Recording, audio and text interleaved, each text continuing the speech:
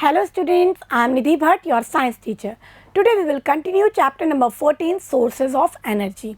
In previous video we had discussed about biomass and wind energy, and today we will start part number 4, non-conventional source of energy, means source that based on new technology. So students, let's start. So first students, why we need alternate source or non-conventional source of energy. So students, day by day जो energy की demand है वो increase हो रही है, क्योंकि population increase हो रही है और हमारा जो लाइफ स्टाइल है वो भी चेंज हो रहा है, तो हमारा जो एनर्जी की डिमांड है वो डे बाय डे इंक्रीज़ हो रही है। तो उस इंक्रीजिंग डिमांड को मीट आउट करने के लिए, उसको कंप्लीट करने के लिए हम जो ट्रेडिशनल सोर्सेज हैं उन्हीं पे डिपेंड नहीं रह सकते, तो हमें कुछ न्यू सोर्सेज के बारे में सोचना होगा और उन्हें यूज़ करना होगा। तो देखेंगे student, day by day our demand for energy increases, so there is a need for another source of energy. इसलिए हमें कुछ अनदर सोर्स जो हमने पहले डिस्कस किए, biomass, thermal power plant, hydro power plant, उसके अलावा कुछ न्यू सोर्सेज को भी डिस्कवर करना होगा और यूज़ करना होगा। तो देखेंगे student, reasons for alternate sources of energy, हमें किन रीज़न से अल्टरनेट सोर्स को यूज़ करना चाहिए। तो देखेंगे student, the fossil fuel reserves in the earth are limited, जो फॉसिल फ्यूल हैं, कोल, पेट्रोलियम, उनके जो अर्थ पे रिजर्व है वो बहुत लिमिटेड है, और अगर हम उसको इसी तरह से कंजप्शन करते रहे उनका, तो वो एक दिन ख़त्म हो जाएंगे, ठीक है। विच में get exhausted soon if we use them at the current rate, अगर हम करेंट रेट से ही उनको यूज़ करते रहे तो वो एग्जॉस्ट हो जाएंगे, मीन उनके रिजर्व फिनिश हो जाएंगे। Okay student, to reduce the pressure on fossil fuel, तो हमें फॉसिल फ्यूल के ऊपर प्रेशर कम करना है, डिक्रीज़ करना है, and making them last for much longer time, ताकि वो लॉन्गर टाइम तक हमारे यूज़ में आते रहें आने वाली जनरेशन के लिए। तो उन पे प्रेशर रिड्यूस करने के लिए हमें कुछ अल्टरनेट सोर्स को यूज़ करना चाहिए। Okay student, to reduce the pollution level and to save the environment, और ये भी एक इम्पॉर्टेंट पॉइंट है कि फॉसिल फ्यूल से क्या होता है, पॉल्यूशन होता है, तो एनवायरनमेंट में क्या होता है, डिस्ट्रक्शन होता है, तो उससे बचने के लिए हमें कुछ अल्टरनेट सोर्स को यूज़ करना चाहिए। For example, we can use biomass, solar energy, geothermal energy, wind energy, water energy. Okay student, तो इन सोर्सेज के बारे में हम इस पार्ट में आज डिस्कस करने वाले हैं। So first we will discuss about solar energy, solar energy जो हमें सन से मिलती है। ओके स्टूडेंट, तो स्टूडेंट यूनिवर्स में सन एनर्जी का एक अल्टीमेट सोर्स है। जैसा हमने देखा फोटोसिंथेसिस में जो ऑटोट्रॉप्स होते हैं वो सन की लाइट एनर्जी को यूज़ करते हैं और उसे केमिकल एनर्जी में कन्वर्ट करते हैं। फिर वही केमिकल एनर्जी जो अदर कंपोनेंट हैं, जो हर्बीवोर्स है, कार्निवोर्स है, उनको मिलती है। इट मीन्स अल्टीमेटली एनर्जी कहाँ से मिली थी, सन से। तो सन क्या है, अल्टीमेट सोर्स है।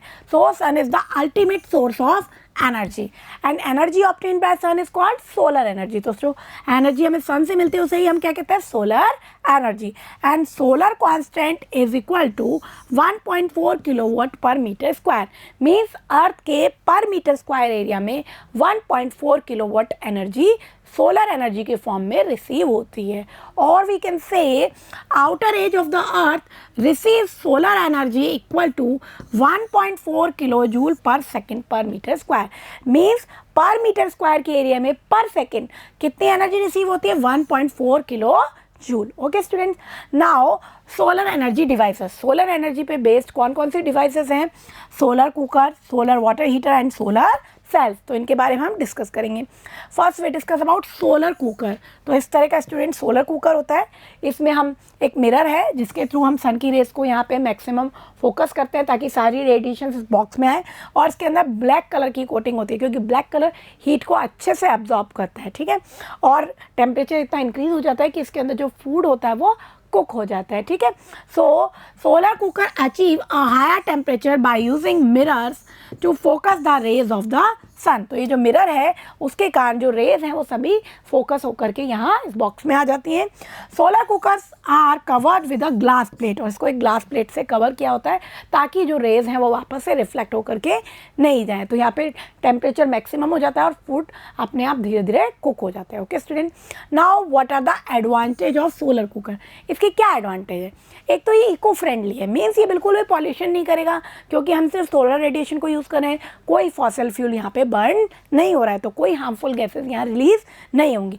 सो it is eco friendly and it is renewable source of energy. Renewable means इसको हम रिन्यू कर सकते हैं, अगेन एंड अगेन यूज़ कर सकते हैं, ये कभी भी ख़त्म नहीं होगा, एग्जॉस्ट नहीं होगा. ठीक है, सन से हमें एनर्जी मिलती रहेगी तो हम इसको बार बार यूज़ करते रहेंगे. Okay, use in rural areas. Rural areas में भी इसको इजीली यूज़ किया जा सकता है.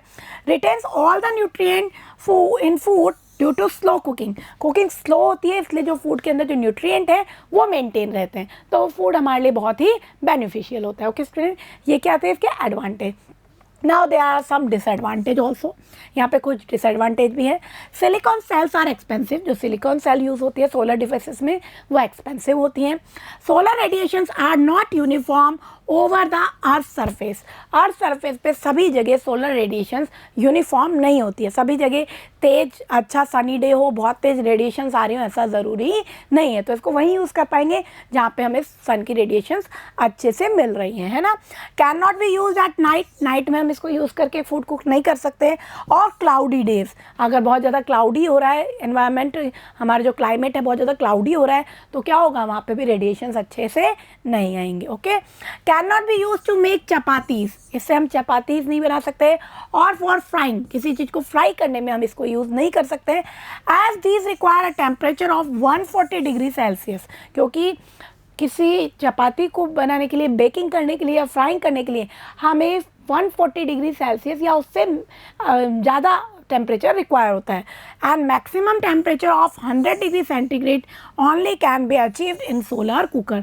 और सोलर कुकर में मैक्सिमम कितना टेम्परेचर अटेन हो सकता है, 100 डिग्री सेंटीग्रेड. तो फ्राइंग और बेकिंग के लिए हमें 140 डिग्री सेल्सियस मिनिमम इतना टेम्परेचर रिक्वायर्ड होता है, तो वो काम हम इसमें नहीं कर सकते. Okay students, now the next device है सोलर वाटर हीटर. इस तरह का सोलर वाटर हीटर होता है. ये क्या करता है, सोलर रेडिएशंस को कैप्चर करता है और उससे वाटर को हीट करता है. So a black surface absorb more heat. और इसमें भी क्या होता है, ब्लैक सरफेस यूज़ होती है क्योंकि वो ज़्यादा हीट को एब्जॉर्ब करती है एज़ कम्पेयर टू वाइट और अ रिफ्लेक्टिंग सरफेस. इसलिए इसमें क्या होती है, ब्लैक सरफेस यूज़ की जाती है. Solar cookers and solar water heaters use this property in their working. तो क्या करते हैं, इस प्रॉपर्टी पे बेस्ड सोलर कुकर और सोलर वाटर हीटर अपना फंक्शनिंग करते हैं. ठीक है, तो स्टूडेंट आजकल बहुत ज़्यादा इनको यूज़ किया जाता है. Next device is solar cell. ये एक बहुत इंपॉर्टेंट डिवाइस है क्योंकि सोलर कुकर और सोलर वाटर हीटर में हमने क्या देखा, वो सिर्फ डे में यूज़ हो सकते हैं. ठीक है, तो नाइट में हम उसे यूज़ नहीं कर पाएंगे, और अगर क्लाउडी डे है तो भी हम उसे यूज़ नहीं कर पाएंगे.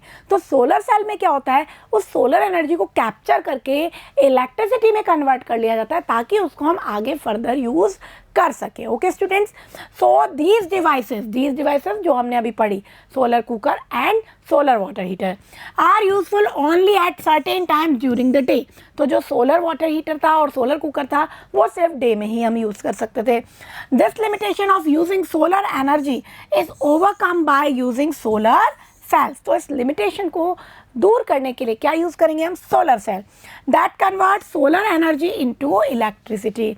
इंपॉर्टेंट है, सोलर सेल क्या करता है, सोलर एनर्जी को इलेक्ट्रिसिटी में कन्वर्ट कर लेता है, और एक बार उस इलेक्ट्रिसिटी को जब स्टोर कर लेते हैं तो उसको हम बाकी टाइम, जो डे के अलावा जो टाइम है नाइट में भी हम यूज़ कर सकते हैं. तो उसके लिए हम क्या यूज़ करेंगे, solar cell. Okay student, a typical cell develops a voltage of 0.5 to 1 volt. इतनी वोल्टेज इससे जनरेट होती है एक टिपिकल एक सेल से, and can produce about 0.7 watt of electricity when expose to the sun. जब इसको सन में एक्सपोज किया जाता है तो ये 0.7 वाट इलेक्ट्रिसिटी, इतनी पावर इलेक्ट्रिसिटी की जनरेट कर सकता है. A large number of solar cells are combined in an arrangement called solar cell panel. In cells, in many cells को एक कॉम्बिनेशन में अरेंज कर दिया जाता है, that is called solar cell panel. तो इस तरह का सोलर सेल पैनल होता है जिसमें एक साथ बहुत सारे सेल कंबाइन है ताकि ज़्यादा एनर्जी प्रोड्यूस हो, ज़्यादा इलेक्ट्रिसिटी प्रोड्यूस हो. That can deliver enough electricity for practical use. तो सोलर सेल पैनल के थ्रू हम प्रैक्टिकल यूज़ के लिए मैक्सिमम इलेक्ट्रिसिटी को जनरेट कर सकते हैं. तो इस तरह के आपने आजकल देखे होंगे रूरल एरियाज़ में भी, और जहाँ पे बहुत अच्छी हमें सनी डे मिलता है वहाँ पे सोलर पैनल्स घरों की छत पे बहुत ज़्यादा लगाए जाते हैं, और उसके थ्रू जो सोलर वाटर हीटर है उन सभी को यूज़ किया जाता है. Okay student, now use of solar cell, इसके कहाँ कहाँ यूज होते हैं? Solar cell are use for many scientific and technological applications and artificial satellite, जो आर्टिफिशियल सैटेलाइट लॉन्च की जाती हैं उनमें भी सोलर सेल को ही यूज़ किया जाता है ताकि वो लॉन्ग टाइम तक सोलर एनर्जी को लेकर के अपना फंक्शन कर सकें। And space probes like Mars orbiters use solar cells, तो मार्स ऑर्बिटर्स में भी किसका यूज़ होता है? सोलर सेल्स का, as the main source of energy. Main source of energy के फॉर्म में जो भी हमारे जो सैटेलाइट्स हैं या स्पेस प्रोब्स हैं, इन सभी डिवाइसेस में सोलर सेल को यूज़ किया जाता है। ओके स्टूडेंट, नाउ रेडियो और वायरलेस ट्रांसमिशन सिस्टम और टीवी रिले स्टेशंस इन रिमोट लोकेशंस, जो रिमोट लोकेशंस हैं वहाँ पे रेडियो और वायरलेस ट्रांसमिशन करने के लिए, टीवी रिले स्टेशंस के लिए हम किसको यूज़ करते हैं? सोलर सेल पैनल्स को यूज़ करते हैं। Okay students, and traffic signals, calculators and many toys are fitted with solar cells. आजकल बहुत सारे टॉयज, कैलकुलेटर, ट्रैफिक सिग्नल में भी सोलर सेल को यूज़ किया जाता है। Okay student, now the next point is advantage of solar cell. Solar cell की क्या एडवांटेज है?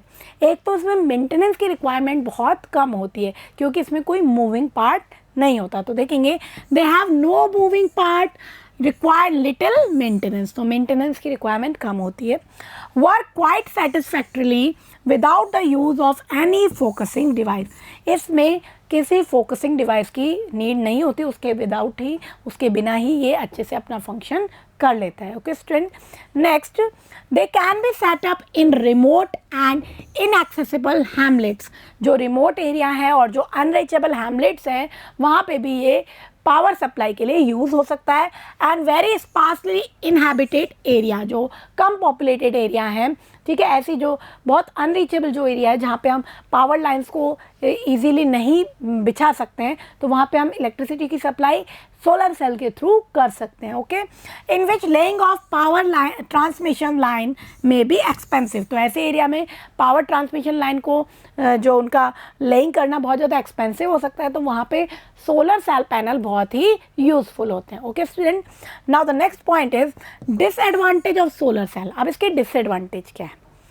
इसका जो सेटअप होता है, जो इसके लिए जो सिलिकॉन यूज़ होता है वो काफ़ी कॉस्टली होता है, और सोलर सेल पैनल के लिए जो उनके कॉम्बिनेशन के लिए जो सिल्वर यूज़ होता है वो भी इसकी कॉस्ट को इंक्रीज कर देता है। तो देखेंगे silicon is use for making solar cell, availability of special grade silicon for making solar cell is limited, तो जो स्पेशल ग्रेड का सिलिकॉन है उसकी अवेलेबिलिटी बहुत ही कम होती है। Okay student, the entire process of manufacture is still very expensive, और इसके मैन्युफैक्चरिंग का जो प्रोसेस है वो बहुत ज़्यादा एक्सपेंसिव होता है। Okay student, silver use for interconnection of the cells in the panel further adds to the cost, और जो सिल्वर यूज़ होता है इंटरकनेक्शन के लिए, सो इसके कारण ये बहुत ज़्यादा एक्सपेंसिव हो जाता है, ये इनका एक ड्रॉबैक है। Now we will discuss about ocean energy. Ocean से जो हमें एनर्जी मिलती है that is called ocean energy. इसमें हम 3 पॉइंट कवर करेंगे, ocean tidal energy, wave energy and OTEC, ocean thermal energy conversion. First we will discuss ocean tidal energy. तो students, moon के अट्रैक्शन के कारण जो सी वाटर होता है उसमें टाइड्स आते हैं, और उन टाइड्स की जो काइनेटिक एनर्जी होती है उसको ही हम यूज़ करते हैं, that is called ocean tidal energy. So the rise of ocean water due to the attraction of the moon, moon के अट्रैक्शन के कारण जो वाटर में राइज अप होता है is refer to as high tide, उसको हम क्या कहते हैं? High tide, and it fall as low tide, और जब वो वापस से फॉल डाउन होता है that is called low tide. तो सी वाटर में इस तरह हाई टाइड और लो टाइड इस तरह से फॉर्म होते रहते हैं। The enormous movement of water provide a large amount of energy known as ocean tidal energy. तो इस मूवमेंट के कारण जो हमें एनर्जी मिल रही है that is called ocean tidal energy. तो इसका यूज़ करके हम टाइडल डैम्स को कंस्ट्रक्ट करके इस एनर्जी से क्या कर सकते हैं? इलेक्ट्रिसिटी बना सकते हैं। This tidal energy can be utilize by constructing a tidal barrage और डैम, तो वहाँ पे जहाँ पे ये टाइड्स आती रहती हैं वहाँ पे हम टाइडल बैरेज या डैम को कंस्ट्रक्ट करते हैं, और इस एनर्जी को यूज़ करके हम डायनामो के थ्रू इलेक्ट्रिसिटी को जनरेट कर सकते हैं। Next, sea wave energy, the energy obtained from the high speed sea waves sea के अंदर जो बहुत हाई स्पीड वाली वेव्स होती हैं उनकी काइनेटिक एनर्जी को यूज़ करके टरबाइन को रोटेट किया जाता है और इलेक्ट्रिसिटी प्रोड्यूस की जाती है। Is refer to as sea wave energy. तो जो बहुत ज़्यादा फास्ट जो सी वेव्स हैं, हाई स्पीड वाली सी वेव हैं, उनकी जो एनर्जी है, काइनेटिक एनर्जी है, उसको ऑब्टेन करना ही क्या है, sea wave energy. Okay students, in fact these high speed sea waves have a lot of kinetic energy। इसमें क्या होता है, बहुत सारी kinetic energy होती है associated with them which can be used to drive dynamos which convert kinetic energy into electrical energy। तो dynamo क्या करते हैं, kinetic energy को इलेक्ट्रिक एनर्जी में कन्वर्ट कर देते हैं। ओके स्टूडेंट, तो इस तरह से हम टाइडल एनर्जी को टाइडल बैरेज या डैम्स बना करके और सी वेव जो एनर्जी है उसको डायनामो के थ्रू हम यूटिलाइज कर सकते हैं। Okay student, next point is ocean thermal energy. Thermal means temperature, ठीक है। तो ओशियन के अंदर जो सरफेस वाटर होता है वो हाई टेम्परेचर पे होता है और जो डीप वाटर होता है वो थोड़ा लो टेम्परेचर पे होता है। इस टेम्परेचर डिफरेंस के कारण ही हम इस एनर्जी को यूटिलाइज कर पाते हैं। तो देखते हैं कैसे फंक्शन होता है इसमें। The water at the surface of sea और ocean is heated by the sun. तो जो सरफेस पे जो वाटर है उस पर सन की रेडिएशन आ रही है और वो कैसा हो रहा है, बहुत ज़्यादा हीट हो रहा है। While the water in deeper section is relatively cold. तो जो डीपर सेक्शन में जो वाटर है वो कैसा है, कोल्ड है। ओके, इसी प्रिंसिपल पे बेस्ड है हमारा OTEC, ocean thermal energy conversion plant. So this difference in temperature is exploited to obtain energy in ocean thermal energy conversion plant. OTEC ये किसकी फुल फॉर्म है, OTEC, ocean thermal energy conversion. तो इसका principle क्या है, difference in temperature. Surface water का temperature high है और जो डीपर एरिया है, डीपर सेक्शन है, वहाँ का वाटर कैसा है, कोल्ड। तो इस डिफरेंस को ही यूटिलाइज करना है और इस डिफरेंस को यूटिलाइज करके हम जब एनर्जी प्रोवाइड कर रहे हैं, एनर्जी बना रहे हैं, that is called ocean thermal energy conversion plant. तो कैसे करते हैं स्टूडेंट, देखेंगे हम। This plant can operate if the temperature difference between the water at the surface and water at depth up to 2 kilometre is 20 kelvin और we can say 20 degree Celsius और मोर। ये कब हम यूटिलाइज कर पाएंगे, जब सरफेस का वाटर और उससे अबाउट जो 2 किलोमीटर नीचे का जो डीपर सेक्शन है उसका टेम्परेचर, उस वाटर का टेम्परेचर के बीच में, इनके बिटवीन एटलीस्ट 20 डिग्री सेल्सियस और वी कैन से 20 केल्विन का डिफरेंस होगा, तब हम OTEC को यूज़ कर पाते हैं। मीन जो सरफेस पे जो वाटर है और अबाउट 2 किलोमीटर डेप्थ में जो वाटर है, उन दोनों वाटर के बीच में temperature difference at least 20 degree Celsius या उससे ज़्यादा होना चाहिए, तब हम OTEC को यूज़ कर सकते हैं।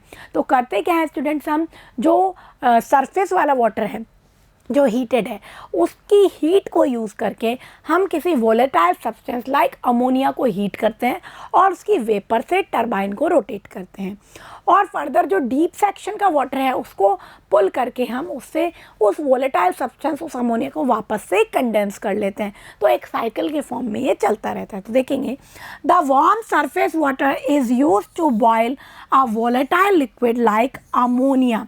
तो जो वार्म सरफेस वाटर है उसको यूज़ करके हमने क्या किया, एक वोलेटाइल लिक्विड, जो वोलेटाइल होता है जिससे वेपर्स फॉर्म होती हैं लाइक अमोनिया, इस तरह का हम कोई सब्सटेंस लेते हैं और उसको क्या करते हैं, बॉईल करते हैं। तो क्या प्रोड्यूस होगी, अमोनिया की स्टीम प्रोड्यूस होगी। ठीक है, the vapours of the liquid are then use to run the turbine. और उस वेपर को यूज़ करके हम क्या करेंगे, उसको तेज़ी से हम प्रेशर से टरबाइन की तरफ मूव कराएंगे और टरबाइन रोटेट होगा। ऑफ जनरेटर, जो जनरेटर का टरबाइन है वो रोटेट होगा और टरबाइन के रोटेट होने से मैकेनिकल एनर्जी कन्वर्ट होगी इलेक्ट्रिकल एनर्जी। तो स्टूडेंट्स, इस चैप्टर में हम बार बार इस चीज़ को डिस्कस कर रहे हैं कि हम टरबाइन को रोटेट कर रहे हैं और मैकेनिकल एनर्जी को इलेक्ट्रिकल एनर्जी में कन्वर्ट कर रहे हैं। तो एक चीज़ आपको याद रखनी है, जो प्रिंसिपल का यूज़ हो रहा है that is EMI, electromagnetic induction. इसमें किसी रोटेटिंग डिवाइस को जो कि मैग्नेटिक फील्ड में रखी हुई है उसको रोटेट कराते हैं और मैग्नेटिक फील्ड में उस कंडक्टर डिवाइस के रोटेट होने से इलेक्ट्रिसिटी जनरेट होती है, that is called electromagnetic induction. ठीक है, तो उसके थ्रू हमने क्या किया, टरबाइन को रोटेट कराया और टरबाइन के रोटेट होने से क्या बना, इलेक्ट्रिसिटी जनरेट हुई जनरेटर में। The cold water from the depth of the ocean is pumped up and condensed vapour again to liquid. और जो हमने जो कोल्ड वाटर था, जो डेप्थ में था, उसको हमने पंप अप किया और जो वेपर थी उसको अगेन हमने कंडेंस कर लिया ताकि वो हम रीयूज़ कर पाएँ। ठीक है, तो एक बार हम उसको हीट कर रहे हैं अमोनिया को, उस हीट से हम टरबाइन को रोटेट कर रहे हैं, फिर फर्दर हम उस अमोनिया की वेपर को जो कोल्ड वाटर है उससे वापस से कंडेंस कर रहे हैं ताकि वो हमें फिर कंडेंस फॉर्म में मिलेगी, फिर हम उसे फिर सरफेस वाटर से अगेन हीट करेंगे। तो ये एक साइकिल चलता रहता है। Okay student, that is called OTEC। Okay students, now what is the advantage of ocean energy? Ocean से एनर्जी यूटिलाइज करने के हमें क्या क्या एडवांटेज हैं? Power generated from ocean energy is renewable and pollution free. इसमें कोई भी पॉल्यूशन नहीं होगा क्योंकि हम कोल पेट्रोलियम किसी को भी बर्न नहीं कर रहे, कोई कंबशन नहीं हो रहा, तो कोई हार्मफुल गैसेस रिलीज नहीं हो रही। और कैसा है ये? रिन्यूएबल है, मीन्स अगेन एंड अगेन हम इसको रिन्यू कर सकते हैं। ओशियंस बहुत सारे रिजर्व्स हैं हमारे अर्थ पे, तो हम उसको बार बार यूटिलाइज कर सकते हैं, कभी भी ख़त्म नहीं होगा। जब तक हमें सन से एनर्जी मिलती रहेगी हम इसको यूज़ करते रहेंगे। It creates electricity without the discharge of green house gas. इस मेथड से हम इलेक्ट्रिसिटी को जनरेट कर सकते हैं और कोई ग्रीन हाउस गैस का production like carbon dioxide, methane का फॉर्मेशन यहाँ पर नहीं होता, तो ये पॉल्यूशन बिल्कुल भी नहीं करेगी। And less dependency on fossil fuel. और ओशियन एनर्जी को यूज़ करके हम फॉसिल फ्यूल पे अपनी डिपेंडेंसी को कम कर सकते हैं। तो अगर हम फॉसिल फ्यूल पे ही डिपेंड करेंगे तो उनके जो रिजर्व्स हैं वो एग्जॉस्ट हो जाएंगे और फ्यूचर जनरेशन के लिए वो बिल्कुल भी अवेलेबल नहीं रहेंगे। इसलिए ये ज़रूरी है कि हम जो अल्टरनेट सोर्स हैं उनको यूज़ करें। तो ओशियन जो एनर्जी है वो इसका एक बेटर एग्जाम्पल है। Then we discuss disadvantage of ocean energy. इसका डिसएडवांटेज क्या है? एक तो ये बहुत ज़्यादा एक्सपेंसिव है और जो टाइड्स हैं, जो वेव्स हैं, वो कांस्टेंट रेट से हमें अवेलेबल नहीं होती है। तो highly expensive at the moment. क्या है? ये बहुत ज़्यादा एक्सपेंसिव है। OTC प्लांट का जो सेटअप होता है वो एक्सपेंसिव होता है। And tidal power is not constant. तो कांस्टेंट रेट से हमें टाइडल पावर या वेव एनर्जी ऑब्टेन्ड होती रहे ये ज़रूरी नहीं है। तो ये इसका एक बहुत बड़ा ड्रॉबैक है। ओके स्टूडेंट, सो स्टूडेंट्स हमारा आज का टॉपिक कंप्लीट हो गया। अब हम इसे समराइज कर लेते हैं। So student, today we first discuss about solar energy. Energy obtained from sun is called solar energy, and sun is the ultimate source of energy. And solar constant is about 1.4 kilowatt per metre square. Means हमारे अर्थ का पर metre square जो area है वो पर second 1.4 kilo joule energy receive करता है। Solar energy पे बेस्ड हमने 3 डिवाइस को डिस्कस किया: solar cooker, solar water heater and solar cell. First we discuss solar cooker. Solar cooker के अंदर एक बॉक्स लाइक स्ट्रक्चर होती है जिसमें ब्लैक सरफेस होती है जो सन रेज को ज़्यादा से ज़्यादा एब्जॉर्ब करती हैं, और इसमें एक मिरर होता है जो कि सन रेज को फोकस करता है ताकि वो बॉक्स के अंदर आती हैं और उनके टेम्परेचर के कारण फूड कुक होता है। Okay student, then we discuss advantage of solar cooker. Solar cooker eco friendly है, रिन्यूएबल सोर्स है और इसके अंदर जो फूड के न्यूट्रिएंट हैं वो मेंटेन रहते हैं क्योंकि स्लो रेट से कुकिंग होती है, तो जो फूड जो कुक होगा उसमें सभी न्यूट्रिएंट होंगे। Then we discuss what are the limitation of solar cooker. Solar cooker के अंदर हम चपातीज़ और कोई फ्राइंग का जो पर्पस होता है उसको सॉल्व नहीं कर सकते। चपातीज़ नहीं बना सकते और फ्राइंग नहीं कर सकते क्योंकि उसके लिए temperature about 140 degree Celsius required होता है जो कि सोलर कुकर में हमें नहीं मिलता है। और क्लाउडी डे में या नाइट को हम इसे यूज़ नहीं कर सकते। Then we discuss solar water heater. इसमें भी सोलर रेडिएशंस को यूज़ करके, ब्लैक बॉडी को यूज़ करके, ब्लैक सरफेस के थ्रू उनको ज़्यादा रेडिएशन को एब्जॉर्ब करके वाटर को हीट किया जाता है। Then we discuss solar cell. Solar cell के अंदर इस ड्रॉबैक को रिमूव किया है कि हम नाइट में और क्लाउडी डे में हम कैसे सोलर एनर्जी को यूज़ करें। तो सोलर सेल के अंदर क्या होता है, वो सोलर एनर्जी को कैप्चर करके उसे इलेक्ट्रिक एनर्जी में कन्वर्ट कर देता है। That is called solar cell. तो जो बहुत सारे सोलर सेल होते हैं उनको कंबाइन करके सोलर सेल पैनल बनाया जाता है। इसको बहुत सारी साइंटिफिक डिवाइस और बहुत सारे आर्टिफिशियल सैटेलाइट्स और इसके अलावा जो हमारे कई टॉयज़, कैलकुलेटर और ट्रैफिक लाइट्स में भी यूज़ किया जाता है। Then we discuss advantage of solar cell. Solar cell जो है इको फ्रेंडली सोर्स है, रिन्यूएबल सोर्स है और इनसे किसी भी ग्रीन हाउस गैस का प्रोडक्शन भी नहीं होता है। रूरल एरिया में भी इसको इजीली यूज़ कर सकते हैं। Then we discuss limitation of solar cell. Solar cell बहुत ज़्यादा एक्सपेंसिव होते हैं। इन सोलर सेल के इंटरकनेक्शन के लिए जो सिल्वर यूज़ होता है वो इसके एक्सपेंस को और ज़्यादा इंक्रीज़ कर देता है, और इसके लिए जो अपर गेट सिलिकॉन होता है उसकी अवेलेबिलिटी भी थोड़ी लिमिटेड होती है। तो ये सोलर सेल के कुछ डिसएडवांटेज थे। Then we discuss about ocean energy. Ocean से जो हमें एनर्जी मिलती है that is called ocean energy. इसमें हमने 3 पॉइंट्स को कवर किया था। First, tidal energy. तो मून के अट्रैक्शन के कारण सी वाटर के अंदर हाई टाइड्स और लो टाइड्स बनती हैं। तो जहाँ पे इन टाइड्स का फॉर्मेशन होता है वहाँ टाइडल बैरेज और डैम्स को कंस्ट्रक्ट करके इस टाइडल एनर्जी को इलेक्ट्रिकल एनर्जी में कन्वर्ट किया जाता है। Then we discuss wave energy. तो जहाँ हाई स्पीड्स वेव्स आती हैं ओशन के अंदर, उन वेव एनर्जी की काइनेटिक एनर्जी को यूज़ करके डायनामो को रोटेट किया जाता है और इलेक्ट्रिसिटी जनरेट की जाती है। Then we discuss OTEC, ocean thermal energy conversion. तो इन प्लांट में जो सी वाटर होता है, जो सरफेस पे होता है, उसका टेम्परेचर ज़्यादा होता है और जो डेप्थ में जो वाटर होता है वो रिलेटिवली कोल्ड होता है। तो इस डिफरेंस को यूज़ करके ही इन प्लांट को रन किया जाता है, और ये डिफरेंस एटलीस्ट 20 डिग्री सेल्सियस होना चाहिए। तो क्या होता है, सरफेस वाटर को यूज़ करके हम किसी वोलेटाइल लिक्विड को वार्म करते हैं, और लाइक अमोनिया उसको वार्म करते हैं हम, और उसकी वेपर से हम डायनेमो को, टरबाइन को रोटेट कराते हैं और इलेक्ट्रिसिटी जनरेट करते हैं। फिर हम क्या करते हैं, जो डेप्थ में जो कोल्ड वाटर है उसको पम्प अप करते हैं और उस वेपर को फर्दर अगेन कंडेंस्ड कर देते हैं और अगेन लिक्विड में कन्वर्ट कर देते हैं। तो इस तरह का एक साइकिल चलता रहता है। Then we discuss advantage of ocean energy. तो ये भी एक पॉल्यूशन फ्री और रिन्यूएबल सोर्स है, और इसमें भी किसी ग्रीन हाउस गैस का प्रोडक्शन नहीं हो रहा है। बट यहाँ पे कुछ लिमिटेशंस भी हैं।